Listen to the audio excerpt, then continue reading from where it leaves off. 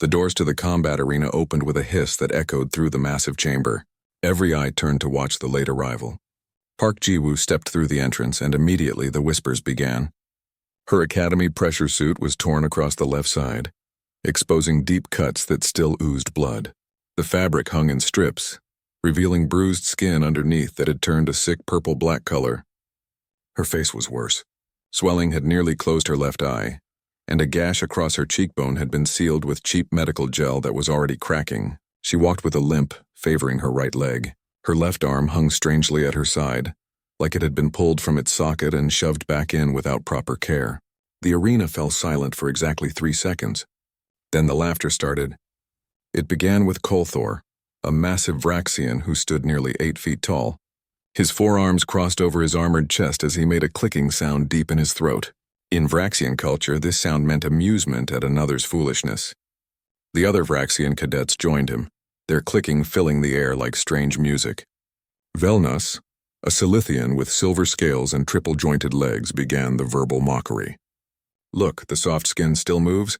I had bet good credits that she would be floating in a medical tank by now."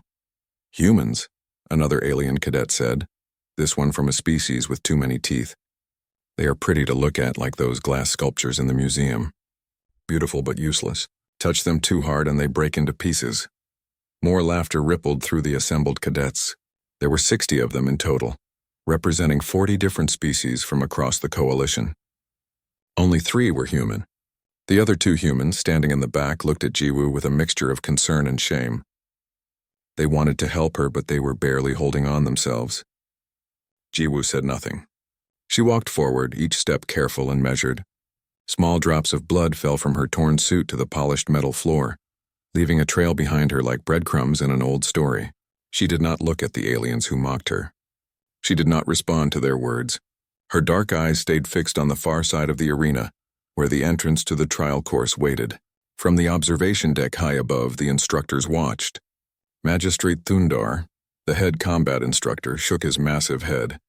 He had 3 eyes, and all of them showed disappointment. The human should withdraw.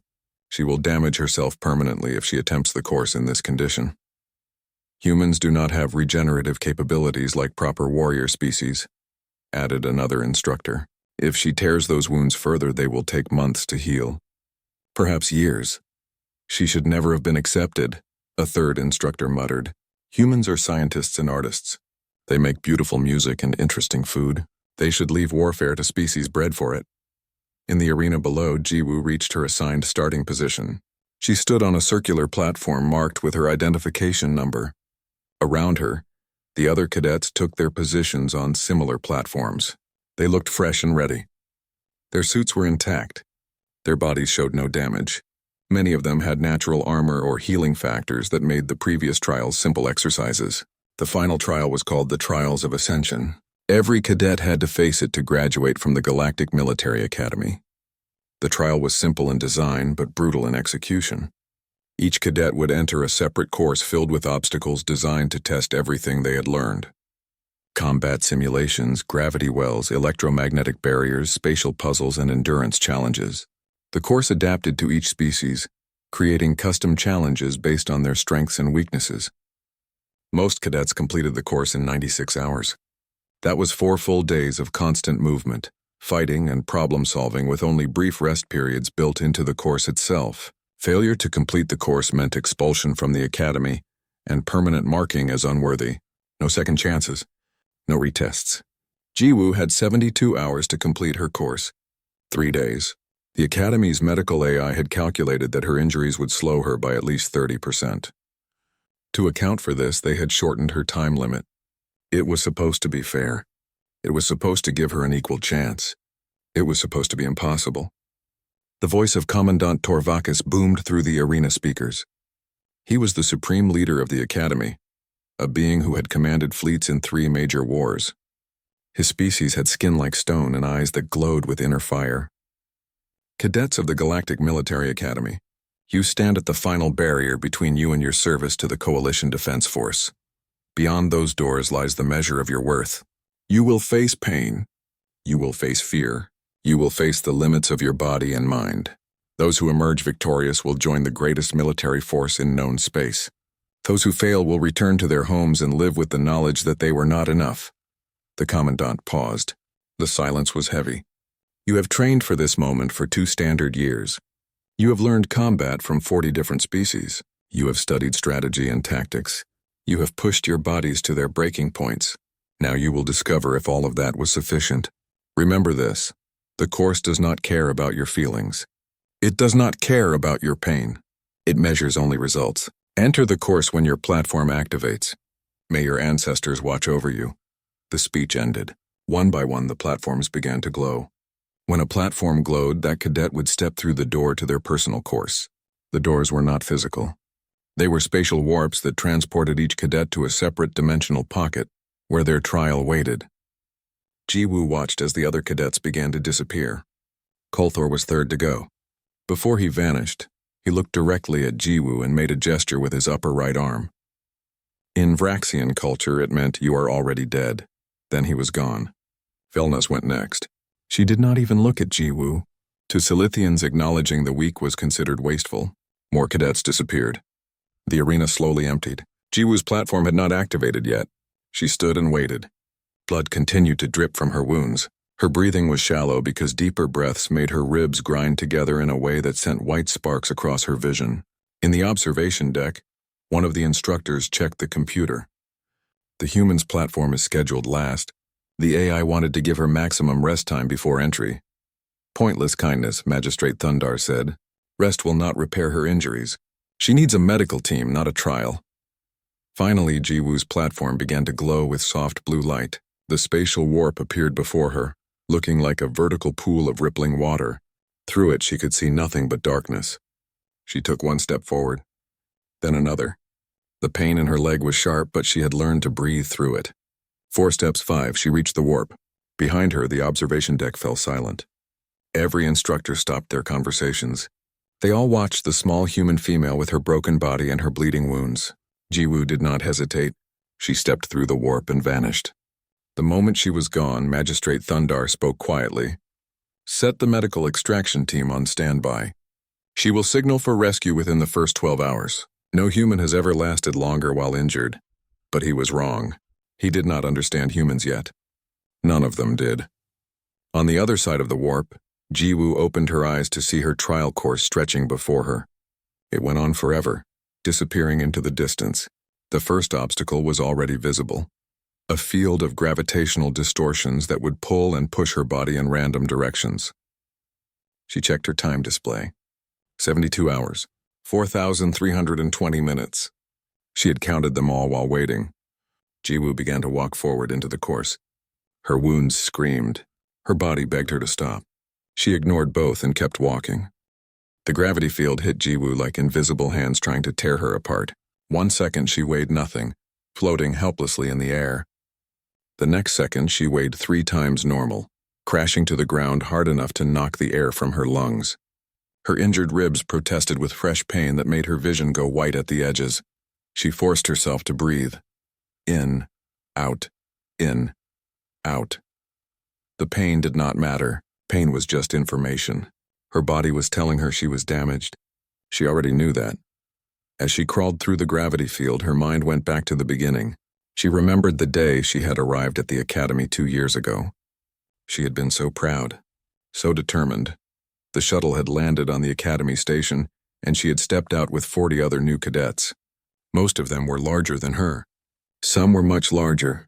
A few were smaller but had natural weapons like claws or poison sacs or the ability to breathe fire. She had none of these things. She was just human. The first day had been orientation. Commandant Torvakis had stood before them and explained the purpose of the academy. You are here to become weapons for the coalition.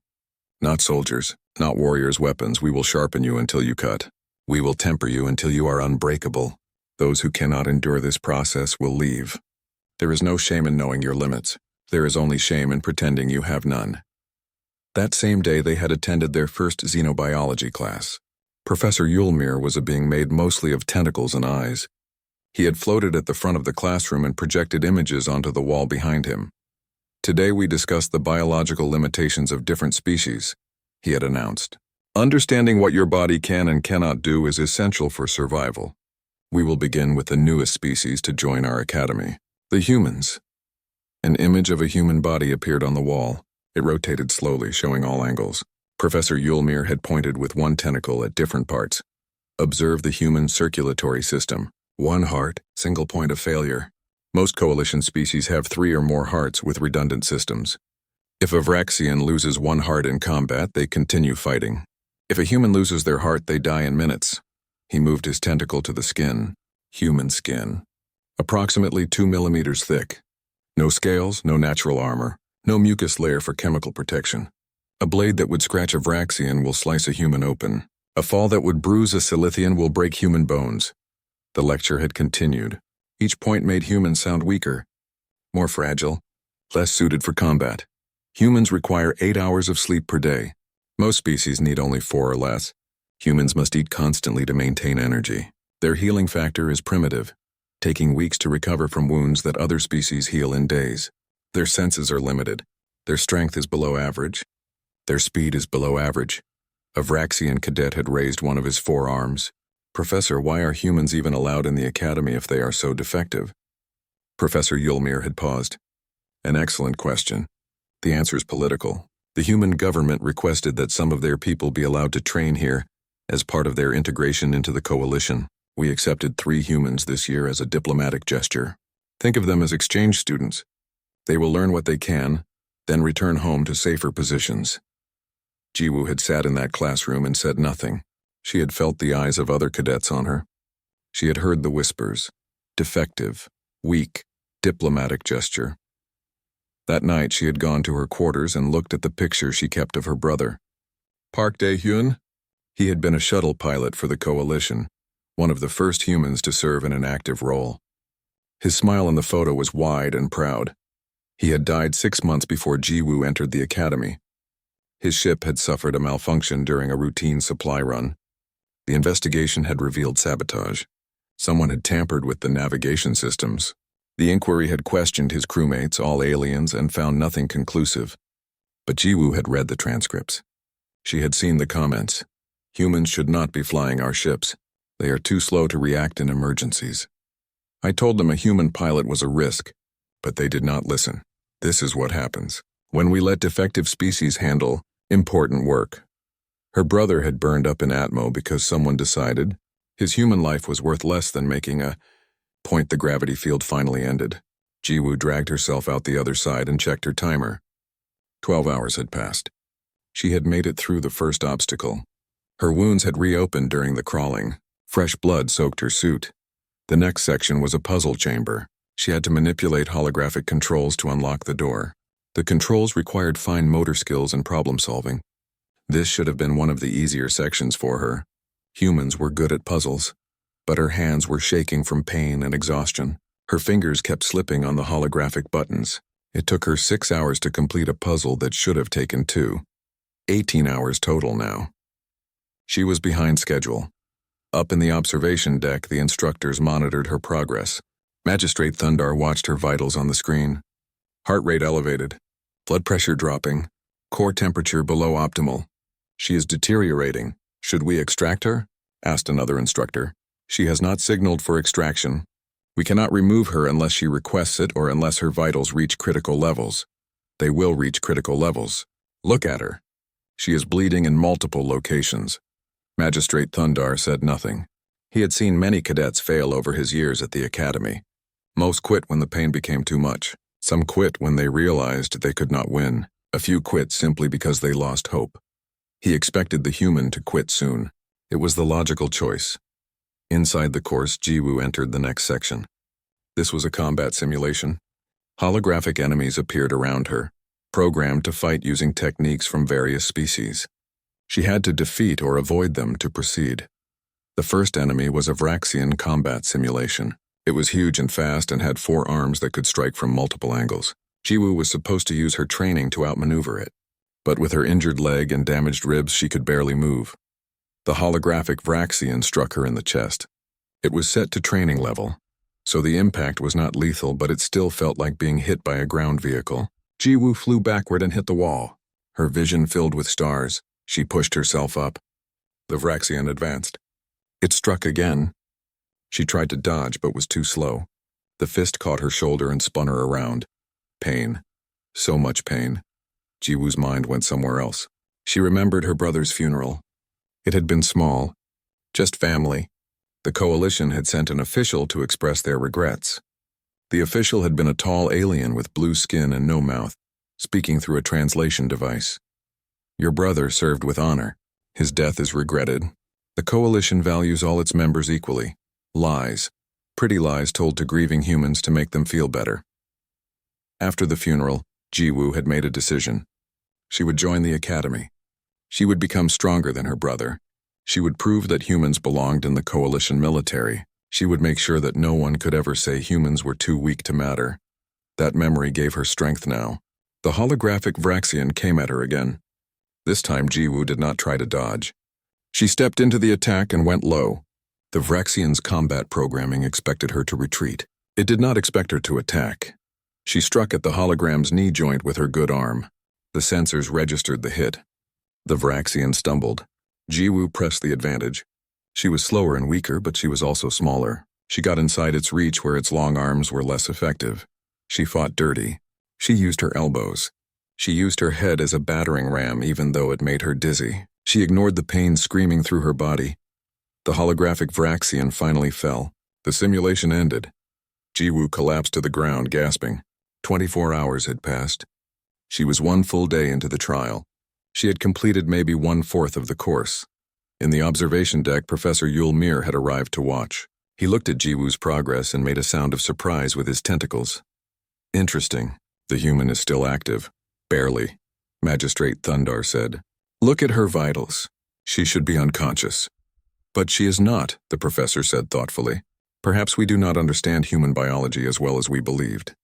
Jiwoo stood up again. Her body screamed at her to stop.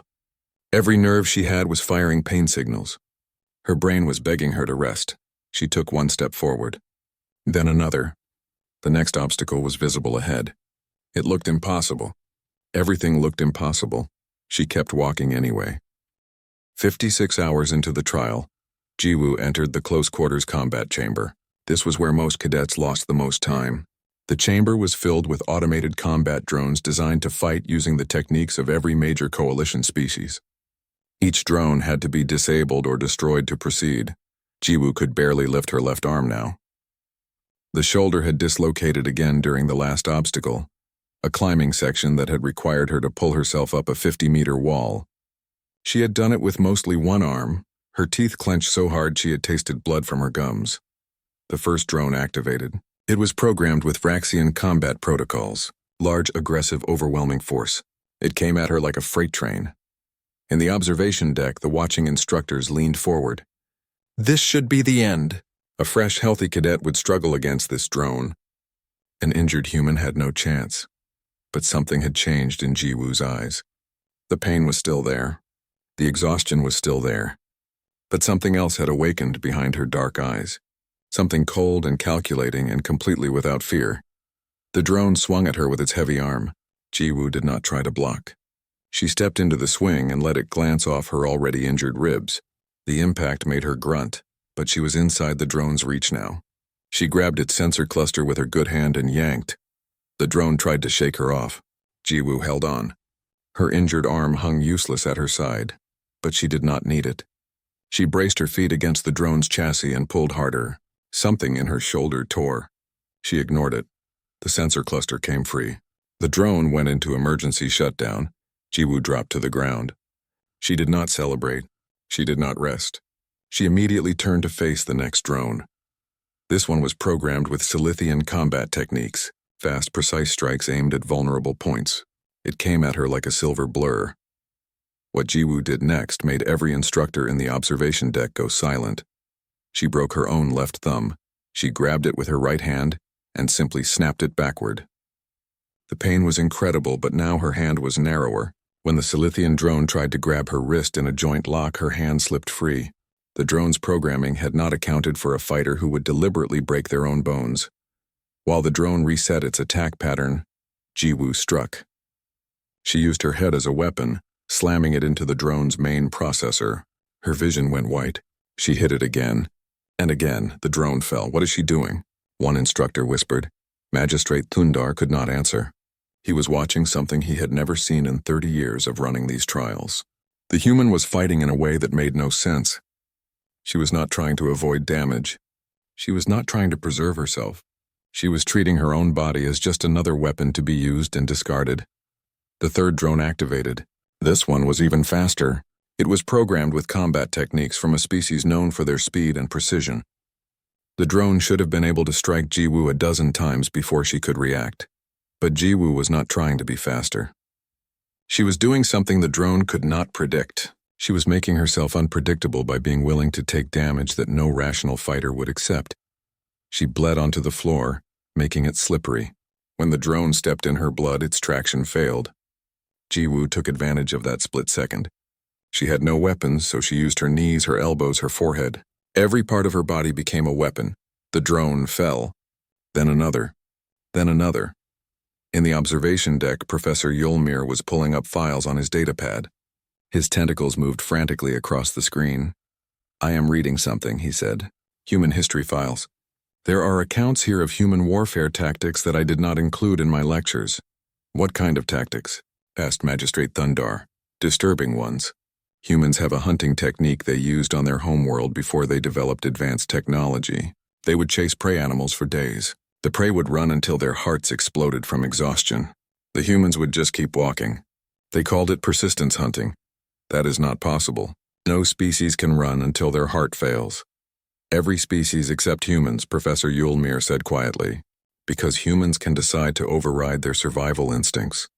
Their bodies scream at them to stop, and they simply choose not to listen. On the screens, Jiwoo was still fighting. She had disabled 7 drones now. Her body was a mess of new and old injuries. Blood covered her from head to foot. But she had not slowed down. If anything, she was moving faster. "Look at her adrenaline levels," another instructor said, pointing at the medical readout. "They have been elevated for 56 hours straight. That should be impossible. Adrenal systems are meant for short bursts. Human adrenal systems are different," Professor Yulmir read from his files. "They can maintain elevated states for extended periods. There are documented cases of human mothers lifting ground vehicles off their children. Human soldiers fighting for hours after receiving fatal wounds. Humans running hundreds of kilometers when being chased. Their bodies can do terrible things to themselves if their mind demands it." The combat chamber had 20 drones total. Jiwoo had destroyed 12 now. She should have been dead. Every rational analysis said she should have collapsed hours ago. But she was not rational anymore. She had gone somewhere beyond rational thought. Her brain had decided on a goal: complete the course. Everything else was secondary. Pain was secondary. Damage was secondary. Survival was secondary. Kolthor, the Vraxian who had mocked her at the beginning, was watching from a viewing station available to cadets who had already completed their trials. He had finished his course in 92 hours and thought himself accomplished. Now he watched Jiwoo fight, and he felt something he had never felt before. Fear. Not fear that she would attack him. Fear of what she represented. Fear of a species that could do this to themselves. Fear of fighters who treated their own bodies as expendable resources. "She is not fighting to win," he said to Velnas, who stood next to him. "She is fighting like she has already accepted death and is just trying to take everything down with her." Velnas, the silver-scaled Silithian, made a gesture of agreement. "This is not normal combat behavior. This is something else. Something wrong." In the combat chamber, Jiwoo disabled the 18th drone. Only 2 remained.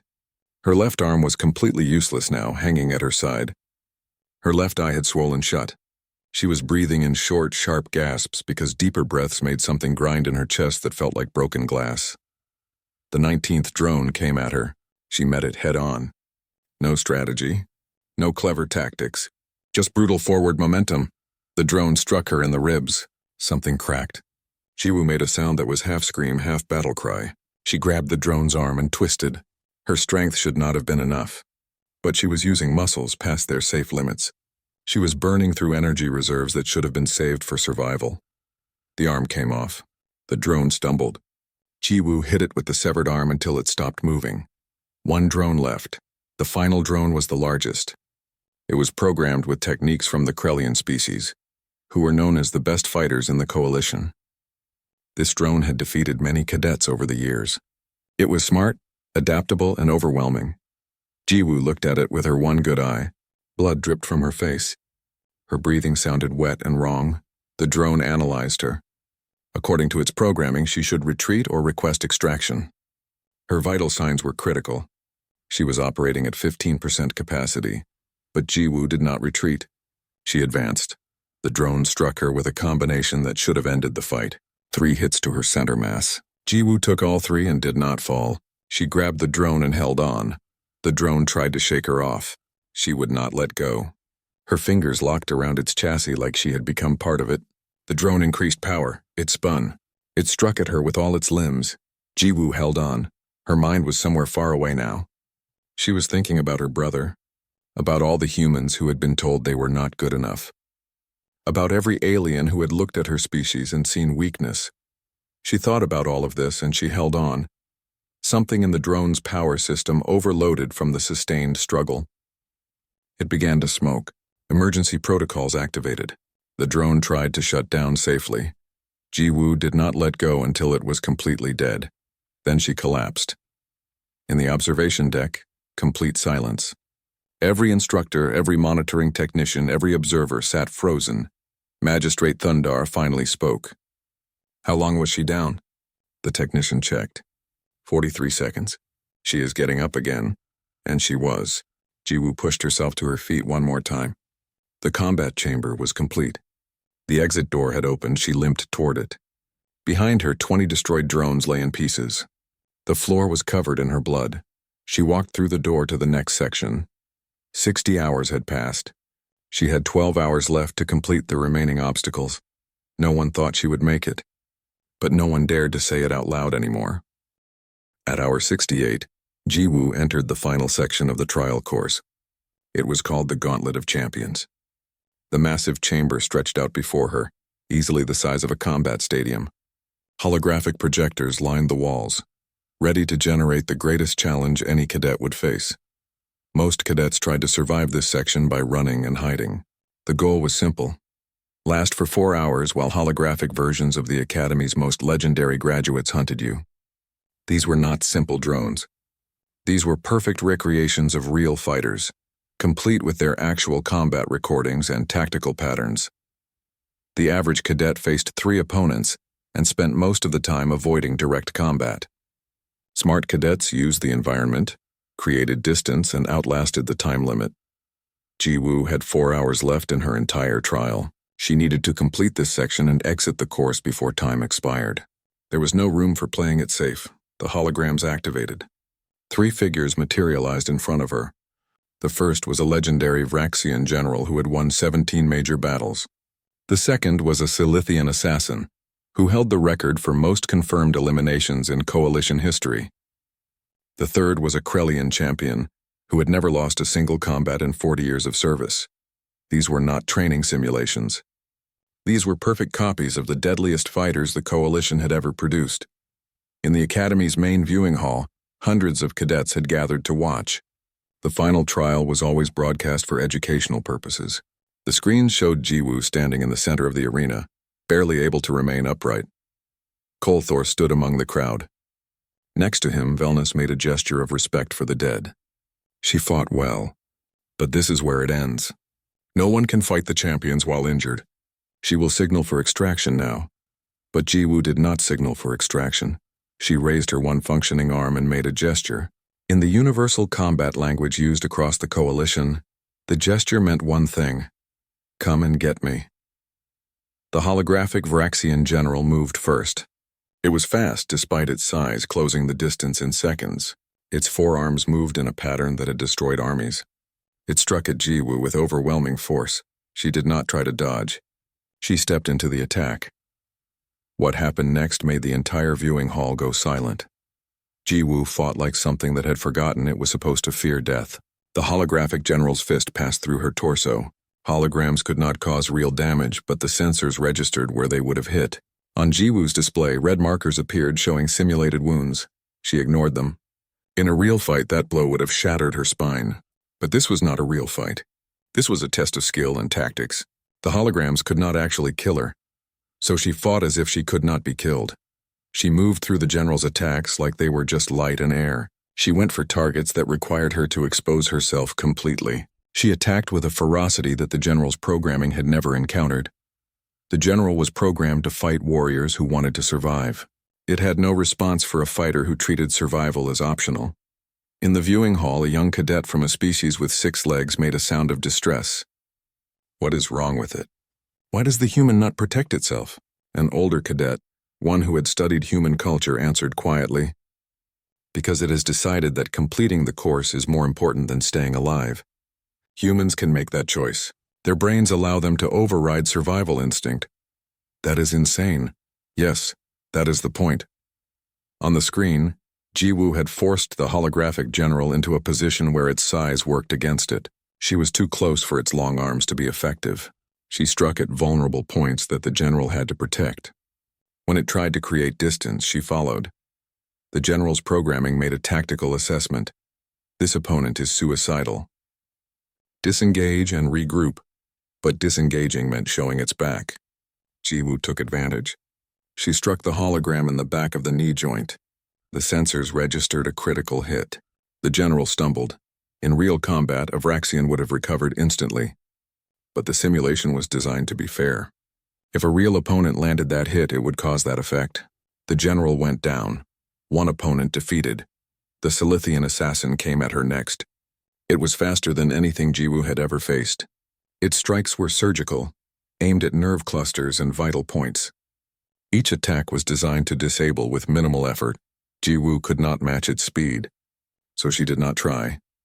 Instead, she made herself unpredictable. She moved in ways that made no tactical sense. She exposed vital areas to bait attacks, then was not where the assassin expected when its strike landed. She was fighting drunk, fighting injured, fighting half-blind and barely conscious. All of this made her impossible to predict because she was not following any logical combat pattern. The assassin's programming had been created from a real fighter who had spent a century perfecting the art of reading opponents. It could predict movement by reading muscle tension, weight distribution, and eye movement. But Jiwoo's muscles were all damaged.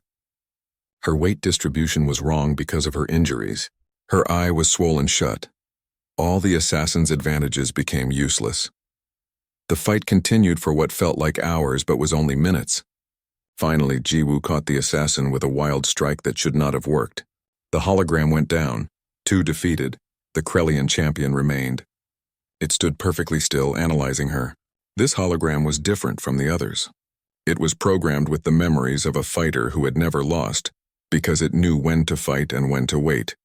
It was waiting for Jiwoo to collapse. According to all logical assessment, she should fall over in the next few minutes. Her body was at its absolute limit. But Jiwoo did not fall. She advanced on the champion.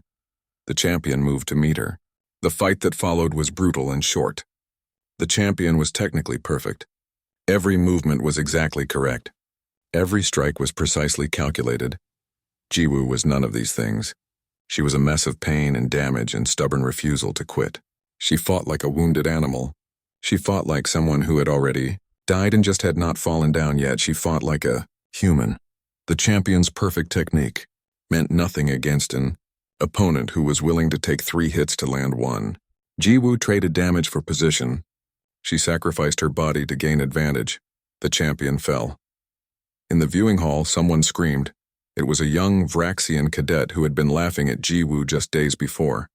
Now he was screaming in genuine terror because he had just watched a human do something that should have been impossible. Other cadets backed away from the screens.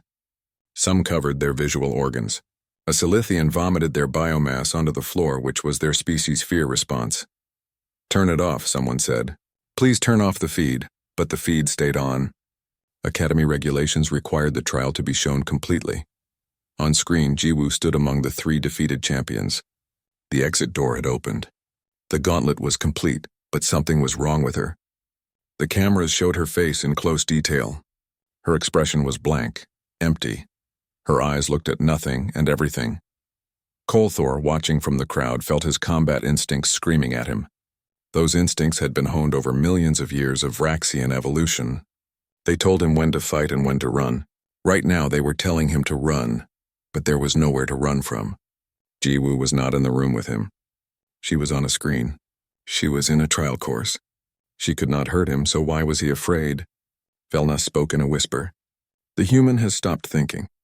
Look at its eyes. There is no intelligence there anymore. Just purpose. Just movement toward a goal. It has become a machine made of meat. In the observation deck, Professor Yulmir was reading more files. His tentacles shook as he scrolled through human historical records. I found something, he said. There are accounts from human wars. Soldiers who were clinically dead but continued fighting for hours. Humans who lost limbs but kept advancing. There are records of a human who was shot 11 times and still killed 3 enemies before finally stopping. Medical examination showed the human had been functionally dead after the 3rd shot. That cannot be real, Magistrate Thundar said. The records are verified.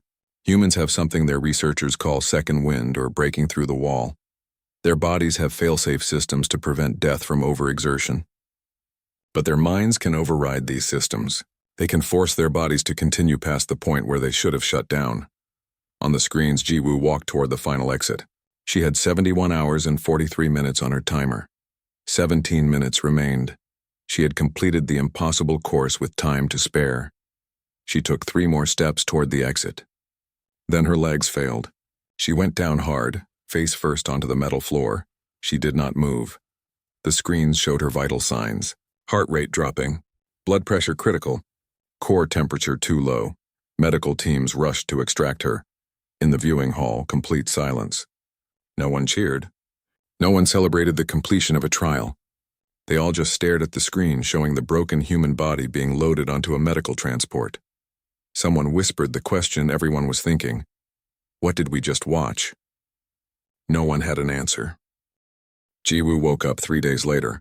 Her body was encased in a medical gel tank, the kind usually reserved for critically wounded soldiers.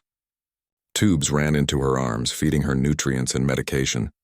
The gel was warm and smelled like chemicals and something else she could not identify. She tried to move and found she could not. Her body was still healing. According to the display near her tank, she had suffered 3 cracked ribs, 1 dislocated shoulder, 2 torn ligaments, severe muscle damage throughout her legs and arms, a minor concussion, and more bruising than the medical AI could accurately count. The display also showed that she would make a full recovery in approximately 6 weeks. Through the gel, she could see figures standing around her tank. As her vision cleared, she recognized them. Commandant Torvakis stood at the center. Magistrate Thundar was to his right. Professor Yulmir floated nearby, his tentacles curled in what might have been concern. And standing to the left were Kolthor and Velnas. The Vraxian warrior looked different than Jiwoo remembered. His forearms were held close to his body in a posture that his species used to show respect. When he saw that she was awake, he did something Jiwoo had never seen a Vraxian do. He lowered himself. Not just a bow. He went down on his knees and pressed his forehead to the floor. Cadet Park Jiwoo, he said, his voice carrying through the speakers built into the tank. I mocked your weakness. I mocked your wounds. I laughed at your pain. I was wrong about all of it. You are not weak.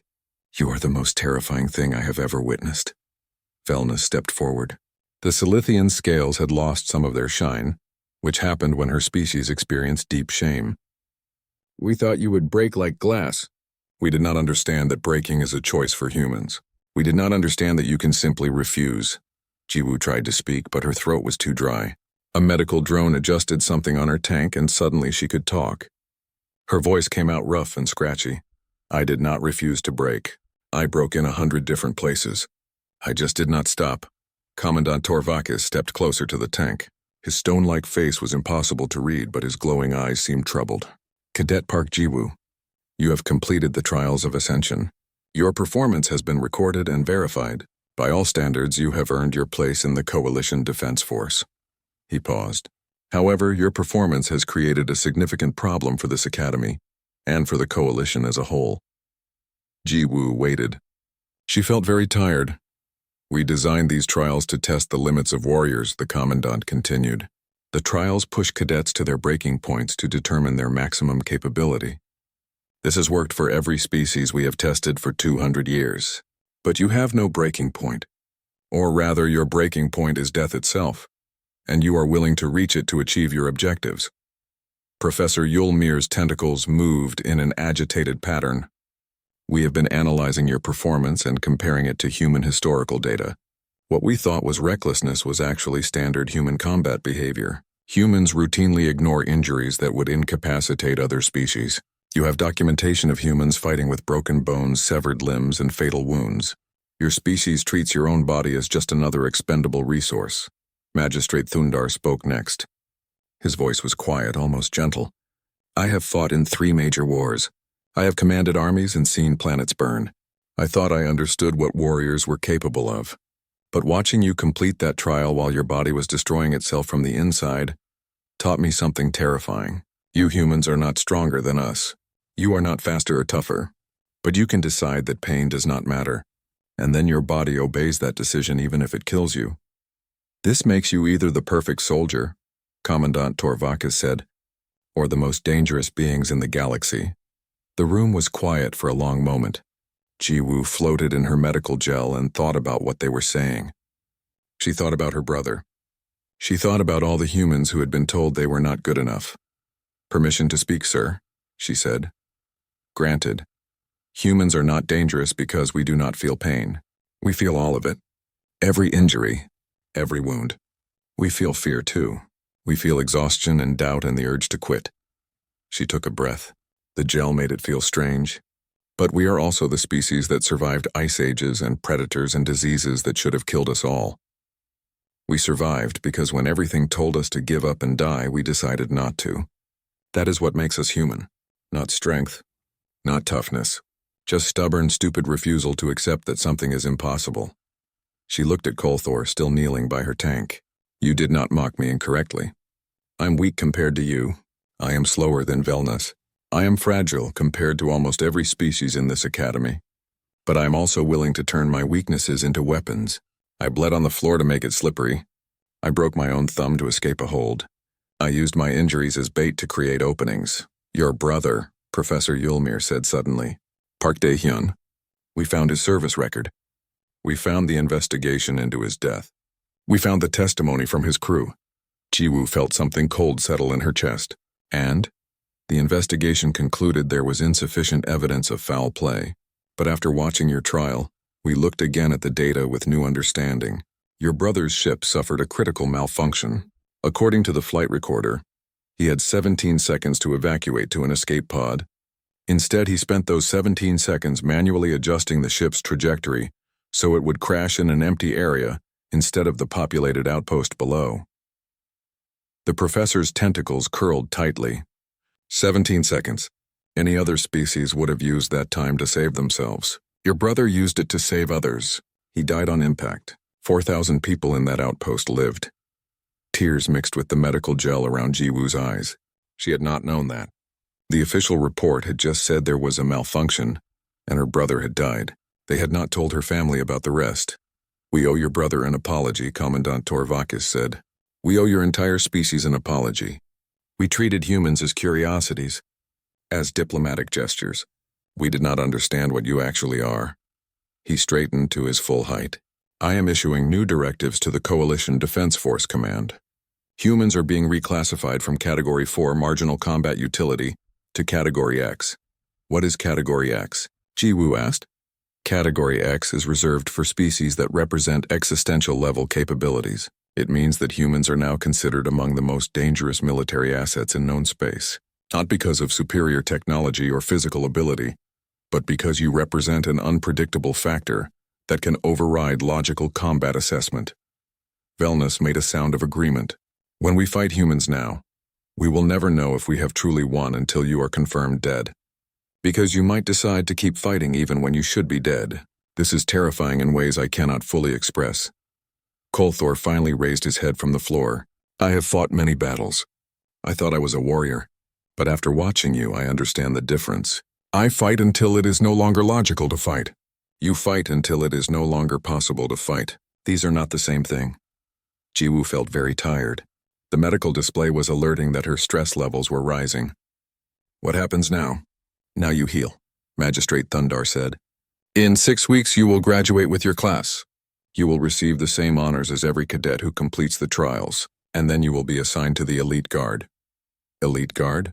The highest level of service in the Coalition Defense Force. Usually only the top 5 cadets from each class are selected. But the command staff has decided that any human who completes the academy should automatically qualify. Because if you are willing to go through what you went through just to graduate, we want you on our side when real combat occurs.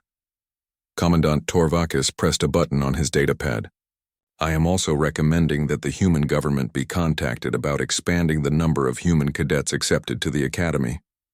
Previously, we accepted 3 per year as a diplomatic gesture. I am recommending we accept as many qualified humans as apply. Why? Jiwoo asked. Because the galaxy is not a safe place. There are threats beyond our borders that we barely understand. Pirates, rogue states, unknown species from dark space. We need warriors who will not quit when the situation becomes impossible. We need soldiers who will keep fighting even when they should be dead. His glowing eyes fixed on her. We need humans. The medical AI chimed, indicating that Jiwoo needed rest. The group began to leave, but Kolthor stopped at the door. He turned back to look at her floating in the medical gel. Cadet Park Jiwoo, when you graduate, I would be honored to serve alongside you. All of us would. You have taught us something about courage that we did not understand before. Courage is not the absence of fear. It is not even the ability to overcome fear. True courage is feeling all the fear and all the pain and choosing to continue anyway. After they left, Jiwoo floated alone in the medical bay. Through the window, she could see the stars beyond the station. Somewhere out there was Earth. Somewhere was the spot in space where her brother had died saving people he did not know.